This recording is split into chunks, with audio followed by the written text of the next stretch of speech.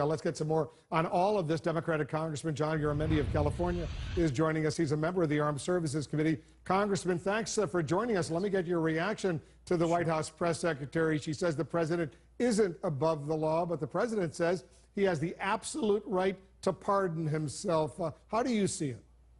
Well, the president is absolutely wrong. The framers of the Constitution did not want a king. They didn't want a monarch that had absolute power, and they very carefully designed the Constitution in such a way as to make certain that the president was not a king and did not have absolute power. Now, the president has a responsibility to faithfully execute the laws of the nation, and if he breaks the laws, then it seems to me that he is subject to the full indictment against breaking the law. And besides that, he's there to honor and preserve the Constitution. The president's legal team believes this will ultimately come down to the question of whether or not Congress decides to pursue impeachment. If the president were to pardon himself, do you believe Republicans in Congress would line up behind an impeachment effort? Well, there'd be something ahead of a pardon, and that would be an indictment. And at that point, it would seem to me that Congress has to act. Impeachment is misdemeanors and high crimes. There's an allegation of a crime even before there's a pardon. Now, if there's a pardon, you just add that on top, and absolutely under that circumstance, there should be an impeachment, and there should be a trial in which the president would be found guilty. Now, all of that is off in the future. We'll see what happens. But there should be no doubt in anybody's mind that if the president purposely disobeys a law, for example, obstruction of justice, which is a law, then indicted, and if found, and at that point, an impeachment would be absolutely in order. The president also tweeted this morning that the special counsel, Robert Mueller's investigation, in his word, is unconstitutional. Does that line of attack have any legal basis at all? Well, I'm not a constitutional lawyer, but I'll tell you it has no political basis. It seems to me that what we have here is the Department of Justice setting up a special counsel to investigate a special set of problems, and that's what Mueller is doing. I don't think it is a question of constitutionality. It's a question of process. We have a prosecutor, an investigation underway by a special counsel. Let that go forward. Let it, whatever it's going to be, let it show its hand. Was there a crime? Yes, no. Was there obstruction of justice? Yes, no. Was there collusion? Yes, no. When those answers come out, that may lead to an indictment, may not.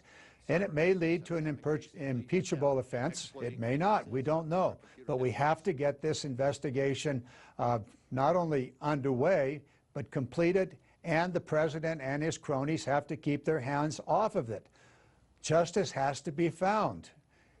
Yeah, I'm just wondering why a year after this investigation started, all of a sudden the president is saying the whole thing is unconstitutional, even though the Deputy Attorney General Rod Rosenstein named Robert Mueller to lead this special investigation. Let's turn to another explanation about that misleading public statement regarding the 2016 Trump Tower meeting between Trump campaign officials and Russians, including the president's son.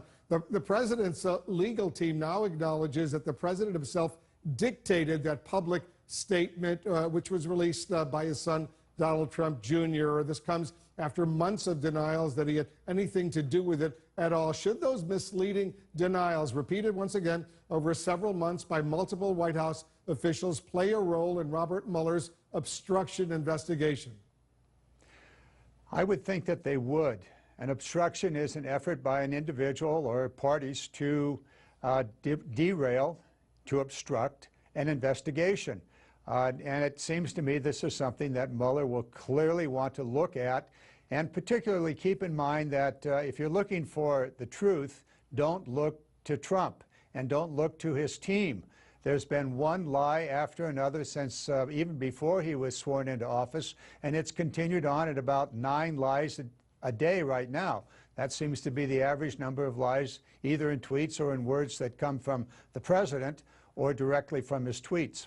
In that statement that the president dictated, he said the meeting was not a campaign issue at the time, but we know the meeting was largely the result of a proposal from these Russians that they had so-called dirt on Hillary Clinton. They wanted to share with the Trump campaign. So that statement, it was not a campaign issue at a time, that it simply had something to do about adoptions, clearly was erroneous. Well, there's no doubt about it. And you also have the president's sons with his very famous statement. I think it was something like, "Bring it on," something like that. No, they knew exactly what they were looking for. They were looking for some dirt on Hillary, and the Russians were offering it. There's no doubt about that. Now, now the question arises, was their effort to derail, to misdirect the investigation? Was that obstruction? That's what Mueller undoubtedly is going to be looking at. Congressman Garamendi, thanks so much for joining us. Glad to be with you. There's more breaking news ahead. The president slams the Mueller investigation once again as unconstitutional, but says he will, quote,